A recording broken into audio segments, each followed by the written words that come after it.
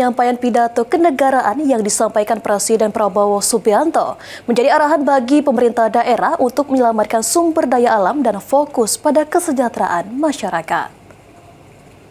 RI dan DPD RI yang mulia para duta besar negara sahabat.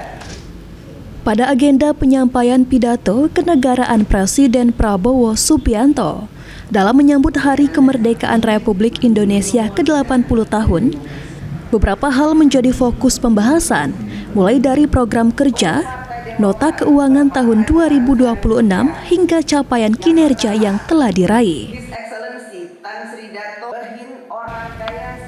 Menurut Gubernur Sumatera Selatan Herman Deru, pidato kenegaraan yang disampaikan oleh Presiden Prabowo sekaligus menjadi arahan bagi pemerintah daerah untuk fokus pada kesejahteraan bagi seluruh masyarakat hingga komitmen pada penyelamatan sumber daya alam.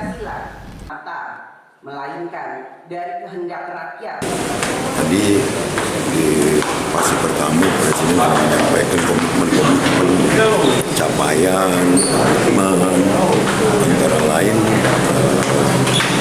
masalah fokus terhadap kesejahteraan masyarakat. Nah ini kan ornamennya lain, jadi menyelamatkan sumber daya alam, terus bagaimana mendistribusikan kesejahteraan itu tidak hanya pada sekelompok saja, tapi merata.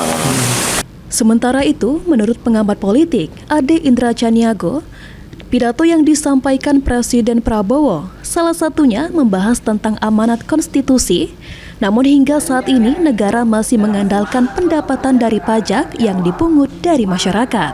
Hal tersebut tidak sesuai dengan kondisi negara yang kaya akan sumber daya alam. Rakyat berdaulat atas kekuasaan. Kalau bicara pidato tadi ada beberapa catatan. Pertama soal statement Presiden ya, menyatakan bahwa beliau menjalankan amanah konstitusi. Nah, ini yang mau kita tagih gitu loh, ya.